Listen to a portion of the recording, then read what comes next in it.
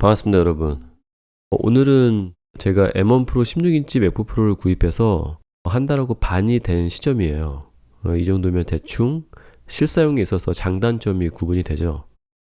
그리고 사실 제가 밑밥을 까는 건데 다른 분들은 이쯤 돼서 영상을 하나 넣더라고요. 리뷰 영상을. 그래서 저도 한번 따라해 보려고 합니다. 그렇게 길지는 않지만 그래도 맥북을 빡세게 사용하면서 느꼈던 점들을 공유를 해볼게요. 그리고 구입하려고 하는데 지금 고민하시는 분들 계실 거예요. 그분들에게도 좀 도움이 되길 바랍니다. 네 가지 관점에서 말씀을 드려볼게요. 첫 번째는 호환성과 안전성에 대해서 먼저 얘기를 해야겠죠. 여러분에게 맥은 어떤 이미지가 가장 강한가요? 비싸다? 그래픽이 좋다? 분명히 공감하시겠죠. 근데 저는 예전부터 맥을 구입하려고 했던 이유, 그러니까 아이폰 게임을 개발하기 전에 생각했던 맥의 이미지는 첫 번째가 안정성이었어요. 그 당시 윈도우에서 이제 작곡을 하던 때인데 항상 주위에서 이제 그러는 거예요. 디자인과 음악은 맥에서 해야 된다. 뻑이 안 나, 안 튕겨. 내가 완전히 동감했죠. 근데 그게 요즘은 분명히 그전 같지는 않은 것 같아요. 제가 맥을 2010년부터 다양한 기종을 사용해 왔잖아요. 그리고 제가 즐겨 쓰는 프로그램들의 호환성, 이 호환성에 대해서 문제가 됐던 적은 사실 기억이 안 나요. 분명히 있었겠죠. 하지만 기억이 안 날 만큼 큰일은 아니었던 거예요. 근데 최근에 그 호환성에 대해서 크게 두 번의 사건이 있었죠. 첫 번째가 2019년 출시한 맥 OS 카탈리나. 이때부터 모든 소프트웨어가 오직 64비트만 허용이 됐어요. 그래서 제가 기존에 사용하던 프로그램들을 더 이상 쓸 수 없게 된 것들이 몇 개 있습니다. 제조사에 문의도 해봤는데 더 이상 계획이 없다고 하더라고요. 그 중에는 이제 100만 원이 넘었던 것도 있었는데 뭐 어떻게 합니까? 끝난 거죠. 두 번째는 여러분도 아주 잘 아시죠? 자체 M1 칩을 사용하면서부터 생긴 호환성 문제인데요. 이건 여전히 진행형이죠. 물론 소프트웨어를 개발하는 큰 회사들, 그 친구들은 발빠르게 대처를 하죠. 하지만 중소 이하의 기업들은 그게 쉽지가 않아요. 어떤 경우는 이참에 포기를 하는 경우도 있는 거죠. 저도 게임 회사를 운영하지만 항상 인건비 대비 수익성을 고려할 수밖에 없잖아요. 과연 개발을 진행하는 것이 인건비 대비 유리할까? 인건비는 확실하게 지출이 되어야 하는 거고 수익은 개런티를 못 하잖아요. 그러면 그 상황에 대해서 정말 냉정하게 생각을 해야 되는 거죠. 저도 개발을 중단한 게 몇 개 있어요. 제가 이전 맥북, 인텔 칩에서 이번 맥북으로 넘어온 다음 안 돌아가는 프로그램이 현재 10개 중에 3, 4개 정도는 되거든요. 그래서 급하지 않은 것들은 당분간 사용을 중지하고 비슷한 프로그램을 찾고 있어요. 더 웃긴 건 이 맥 OS에서도 확실히 이전보다는 되게 불안한 거죠. 아주 기본인 파인더나 다른 프로그램들도 한 번에 실행이 안 되는 경우가 너무 자주 있는 것 같아요. 그리고 갑자기 튕기고. 어쩌면 여러분들도 저와 같은 현상이 있을지 모르겠는데 저는 블루투스, 특히 이제 마우스, 매직 마우스, 거기에서 그 연결 문제가 되게 많이 발생을 하거든요. 가령 매직 마우스 전원을 끈 다음에 맥북의 디스플레이를 닫아요. 그리고 이제 얼마 시간 흐른 다음에 사용하기 위해서 디스플레이를 열죠. 그리고 마우스의 전원도 켜요. 근데 연결은 되어 있어요. 하지만 그 어떤 제스처가 먹히지가 않는 거예요. 스크롤, 이동, 아무것도 안 돼요. 이건 물론 M1 칩만의 문제라고는 할 수는 없죠. 하지만 지금까지 봐왔던 애플, 근래 2년 동안 자체 개발하는 프로그램도 이렇게 문제가 많았던 적은 정말 처음인 것 같아요. 그래서 호환성과 안전성 문제는 여전히 좀 갈 길이 먼 것 같아요. 제 개인적으로 좀 실망이 큽니다. 다음 퍼포먼스. 이건 솔직히 얘기할 필요가 있을까 싶어요. 중요한 것은 해마다 출시된 맥북 기술의 격차가 M1 칩이 나온 그 1년에서 엄청 더 벌어진 것 같아요. 그러니까 2018년에서 2019년과의 격차와 2019년에서 2020년 M1 칩이 나온 그 1년의 격차가 엄청 더 크다는 거죠. 정말 M1 칩은 놀랍긴 합니다. 퍼포먼스도 그렇지만 발열이나 기타 등등 정말 훌륭하죠. 그래서 퍼포먼스는 의심 없이 대만족입니다. 이건 누구나 공감할 것 같아요. 세 번째는 외관에 대해서 얘기를 해볼게요.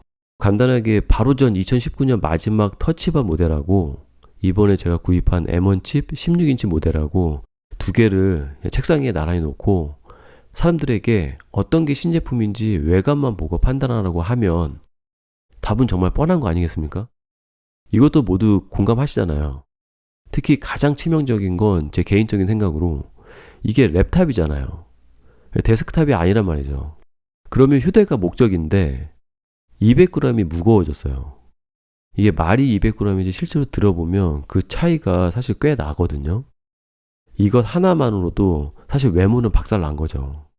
하지만 그나마 위안으로 삼는 것은 마감이 좋아서 그립감이 참 좋더라고요. 그래서 자꾸 만지고 싶어요.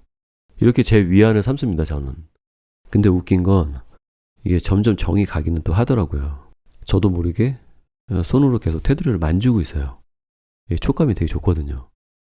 어찌됐든 액정도 조금 커지고 했으니까 이런 것들이 어느 정도 단점은 메이크업 했다고 볼 수 있는 거죠. 자, 마지막으로 이 심각한 결정장애 있으신 분들, 그분들을 위해서 제 생각을 말씀드리자면 이번에 구입한 제품으로부터 제가 전전 모델하고 또 그 전의 모델은 CTO로 거의 최상으로 구성해서 구입을 했거든요. 그때 함께 작업한 분들은 대부분 엔트리 모델이었어요. 그리고 제 회사가 큰 회사가 아니었기 때문에 이제 큰 테이블에 모여서 서로 마주보고 이제 재밌게 작업을 했단 말이에요. 조금만 개발이 진전돼도 뭐 이건 어때 막 이러가면서 서로 정말 재밌게 작업을 했어요.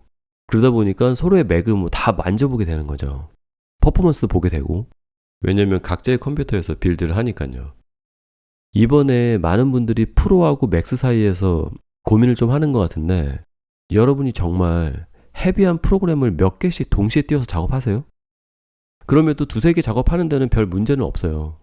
프로 엔트리 모델로도 충분해요. 제가 지금 쓰고 있잖아요. 정말 충분합니다. 저는 3D 게임 제작하죠. 음악 작곡하고 하드 레코딩해서 마스터링, 가끔 영화 음악도 합니다. 그러니까 영상이랑 싱크 맞춰가면서 작업한다는 거예요. 당연히 플러그인도 여러 개 쓰고요.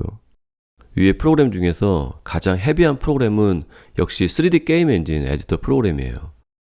이것은 분명히 맥스와 차이가 날 것이라고 저는 개인적으로 생각을 해요. 그래서 테스트를 해보고 싶은데 제가 테스트할 맥스 버전의 맥북 프로가 없으니까 여기저기를 막 찾아봤어요. 그러다가 제가 정말 딱 원하는 그 비교 영상을 본 거예요. 이 영상에서는 세 가지 모델로 테스트를 진행을 했어요. 첫 번째는 맥북 에어, 그 다음은 M1 프로 엔트리 모델, 그리고 M1 맥스 풀옵션 버전, 램도 64기가고요. 그리고 테스트는 아까 위에서 말씀드린 제가 사용하는 그 가장 헤비하다고 하는 그 3D 게임 엔진 에디터 프로그램이에요.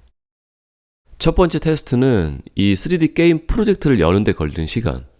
모든 3D SF 파일이 포함된 거라서 시간이 좀 걸려요. 역시나 결과가 그렇게 극적이지는 않았어요. M1 프로 엔트리 모델이 5분 28초, 맥스 최상급이 5분 23초, 5초밖에 차이가 안 났습니다. 이 시간이 돈값했다고 하면 저는 뭐 어쩔 수 없는 거고요. 게임 빌드 시에는 둘 다 한 3초 정도 걸렸어요. 저도 그 정도 걸리는데 저도 뽑기는 어쨌든 성공했네요.